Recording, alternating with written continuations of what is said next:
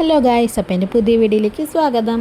ഇത് വീട്ടിലെന്തെങ്കിലുമൊക്കെ വിശേഷം വരുമ്പോൾ സ്ഥിരം കാണാറുള്ളൊരു പരിപാടിയാണല്ലേ. വീട്ടിൽ പെണ്ണുങ്ങൾ അടുക്കളപ്പണി അല്ലെങ്കിൽ അകത്തുള്ള പണികളും ആണുങ്ങൾ പുറത്തുള്ള പണികളും. അപ്പോൾ ഇവിടെ അമ്മയും മാമിമാരും കൂടിയൊക്കെ പച്ചക്കറി അറിഞ്ഞുകൊണ്ടിരിക്കുകയാണ്.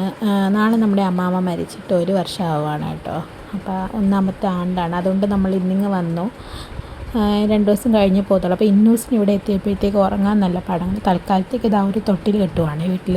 അപ്പോൾ അപ്പനും മാമനും കൂടി മാറി മാറി പിടിച്ച് തൊട്ടിലിൻ്റെ ബെല്ലമൊക്കെ പരിശോധിച്ചത് കഴിഞ്ഞിട്ട് അമ്മ അതിനകത്ത് കുറച്ച് ടവലൊക്കെ വിരിച്ച് എന്നിട്ട് ഞാൻ ഇന്നൂസിനെ അതിനകത്തോട്ട് കിടത്തണം. അപ്പം ഞാൻ പിടിക്കുന്നിടത്തോട്ട് തൊട്ടിൽ നിൽക്കുന്നില്ല കേട്ടോ. അതായത് അത് അങ്ങോട്ടും ഇങ്ങോട്ടും മാറിക്കൊണ്ടിരിക്കുകയാണ്. നമ്മൾ മറ്റേ തൊട്ടിൽ കണക്കല്ലല്ലോ.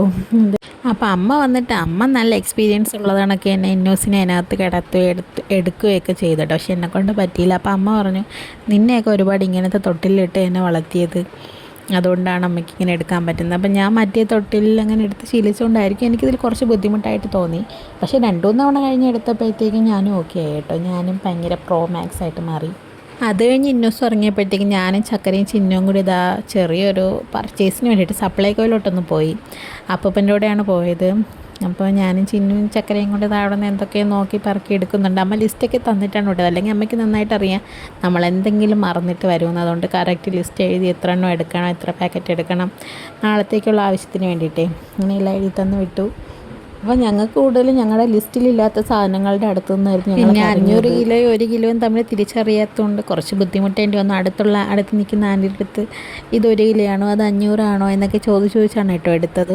അത് കഴിഞ്ഞിട്ട് നമ്മളിത് ബില്ലടിക്കാൻ വേണ്ടിയിട്ട് നിൽക്കുകയാണ്. അപ്പോൾ അവിടെ കുറച്ച് തിരക്കുണ്ടായിരുന്നു. അതുകൊണ്ട് തന്നെ ഞാൻ ചിന്നും കൂടി ടൈം പാസിന് വേണ്ടി അടുത്തിരുന്ന് സോപ്പൊക്കെ എടുത്ത് ചുമ്മാ മണപ്പിച്ച് നോക്കി.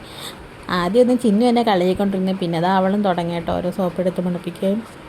പിന്നെ കുഞ്ഞിപ്പയ്യും കളിച്ച് ബാസ്ക്കറ്റിനകത്താവുമോ എന്നുള്ള പേടിയിലായിരുന്നു കേട്ടോ നമ്മൾ 3 പേരും. അങ്ങനെ സാധനങ്ങളൊക്കെ മേടിച്ചിട്ട് ഞങ്ങൾ തിരിച്ച് വീട്ടിലെത്തിയപ്പോഴത്തേക്കും കെട്ടിയ തൊട്ടിൽ അഴിച്ചിട്ട് കൊച്ചുഅമ്മ വീണ്ടും കെട്ടുന്നു. കാര്യം തിരക്കിയപ്പോഴോ തൊട്ടിലിൻ്റെ പൊക്കം കൂടിപ്പോയി, കുറച്ചുകൂടി താഴ്ത്തി കെട്ടണമെന്ന് പറഞ്ഞ് പുതിയതായിട്ട് അഴിച്ച് പണിയുകയാണ് ഗൈസ്.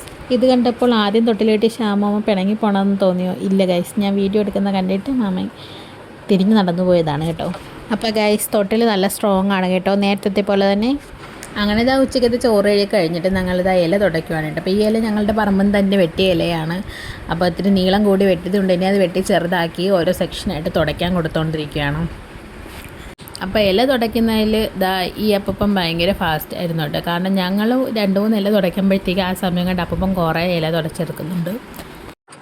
അപ്പോൾ ഇത്രയും ഇലയാണ് കേട്ടോ നമ്മൾ തുടച്ച് കെട്ടി വെച്ചിരിക്കുന്നത്. നാളത്തെ ആവശ്യത്തിന് ഇനി വന്ന് ഓരോ കെട്ടായിട്ട് എടുത്താൽ മതിയല്ലോ.